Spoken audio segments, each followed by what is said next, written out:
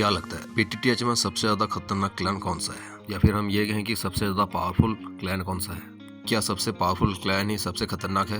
Well, इसका कोई भी रीजन नहीं है। मैं आपसे यहाँ पे 8 एंशिएंट क्लैन के बारे में नहीं बात करने वाला, यानी 8 प्राचीन कबीले के बारे में नहीं बोलने वाला, क्योंकि आपको वो सब पता ही होगा। अगर पता नहीं है तो यूट्यूब में सैकड़ों वीडियो पड़े हुए हैं। बस 8 प्राचीन कबीलों में से कुछ 1-2 कबीला ऐसे हैं जिनका पावर सबसे ज्यादा है।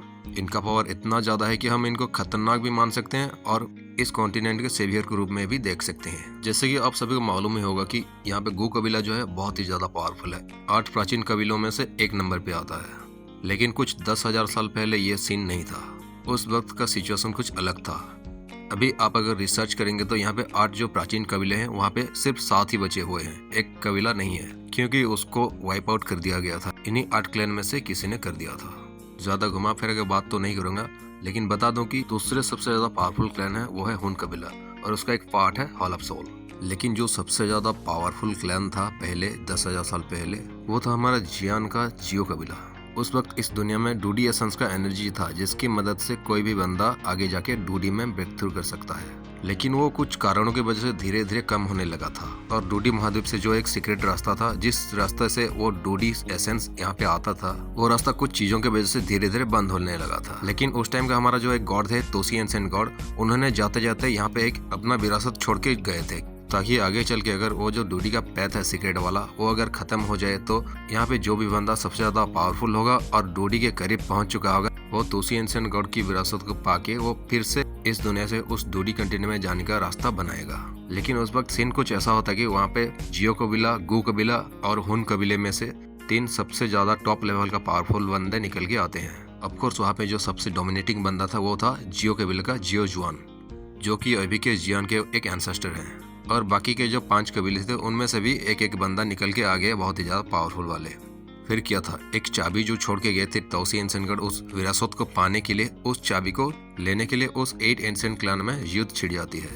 तभी एक एग्रीमेंट होता है कि इस चाबी को 8 टुकड़ों में डिवाइड किया जाएगा और 8 क्लैन में ये एक टुकड़ा रहेगा। लेकिन इस 8 टुकड़ों का बाद में जाके क्या किया जाएगा, इसके बारे में कोई भी डिसाइड नहीं करते। और सभी लोग ये भी जानते थे कि कोई एक बंदा जो है क्लैन का अगर डूडी बन जाता है तो बाकी जो 7 कबीले रहेंगे वो और उस कबीले से मुकाबला कभी भी नहीं कर सकते। इसलिए कोई भी नहीं चाहता था कि कोई भी क्लैन का एक बंदा जाके डूडी बने, और यहाँ पे एक गठबंधन करने के लिए भी कोई भी तैयार नहीं होता। वो कबीला और जियो कबीला एक एग्रीमेंट में बन जाते हैं, और वो दोनों एक दूसरे का हेल्प करने के लिए किसी भी सिचुएशन में वहाँ पे तैयार रह जाते हैं। और हुन कबीला तो वो है ही पहले से शैतानी दिमाग वाला।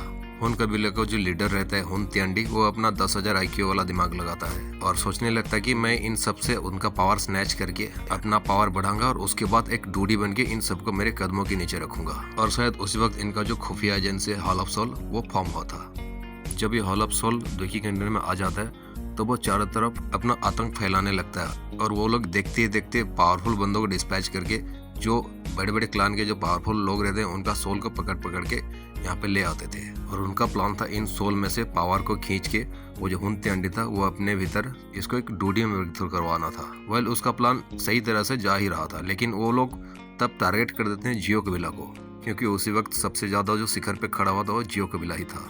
पूरी तरह से जियो कबीले को वाइप आउट करने का जो प्लान था इनका शुरू हो गया था। लगभग पूरी तरह से खत्म ही हो गए थे जियो कबीला। उस वक्त जो जियो जुआन थे वो आके यहाँ पे हुन कबीला में तांडव मचा देते हैं और आधे से ज्यादा उनका मेंबर्स लोगों को मार देते हैं। उनको मारना इतना ज्यादा मुश्किल था कि हुन कबीले में ऐसा बंदा कोई भी नहीं था कि जियो जुआन को आके मार सके।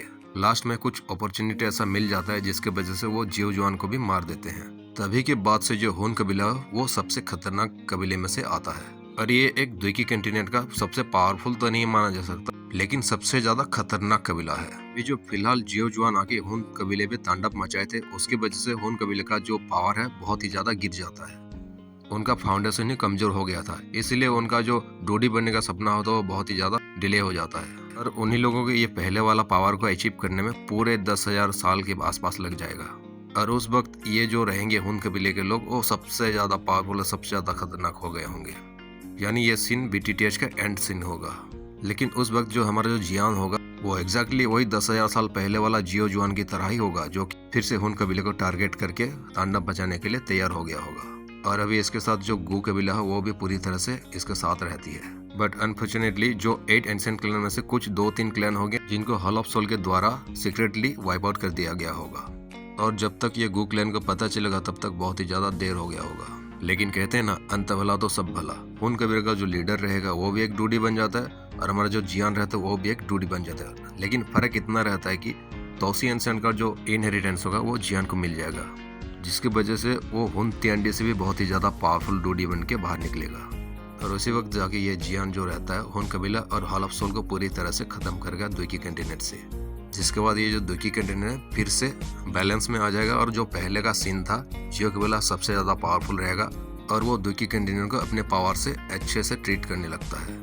तो फाइनली हमें पता चल गया कि जो हुन कबीला है वो सबसे ज्यादा पावरफुल भी बन जाता है और सबसे ज्यादा खतरनाक क्लैन भी होता है। लेकिन अगर हम बात करें डूडी कंटिनेंट के बारे में, यानी अब जो डूडी बन चुका है जियान और दूसरी दुनिया में जाएगा, उस दुनिया को बोलते हैं ग्रेट थाउजेंड वर्ल्ड। उस दुनिया में इतना ज्यादा पावरफुल बंदे रहते हैं कि अगर वहाँ का एक भी बंदा आया तो इस द्विकी कंटिनेंट को पूरी तरह से राग में बदल सकता है। लेकिन ये द्विकी कंटिनेंट के लोगों को ये सब पता नहीं होता कि आगे का जो दुनिया रहता है वो कितना ज्यादा खतरनाक और कितना ज्यादा पावरफुल है।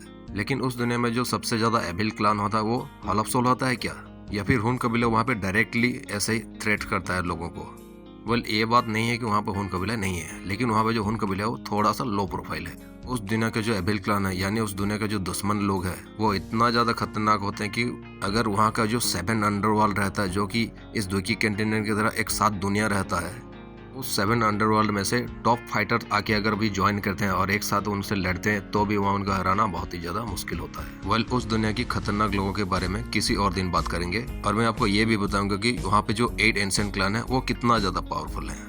क्या उस दुनिया में जो 8 एंशिएंट क्लैन रहते हैं वो सब मिलके भी ये एविल क्लैन को हरा नहीं सकते? चलिए देखते हैं और एक पार्ट में। वीडियो अच्छा लगा तो लाइक करें और सब्सक्राइब बटन को एक एंग्री बुद्धा लोटस फेंक के मारें ताकि ये पूरी तरह से सफेद पड़ जाए। अभी ये आपके ऊपर डिपेंड होते हैं आप कितने तरह के हेवनली फिल्म को यूज करके ये एंग्री बर्ड लोटस बनाते हैं, क्योंकि उसके बाद आप हमसे जुड़ जाएंगे और हम इस चैनल पे BTS 2 का स्टोरी लाइन को पूरी तरह से कवर कर रहे हैं, तो इग्नोर कर देना। धन्यवाद और आप सभी को मेरा प्रणाम।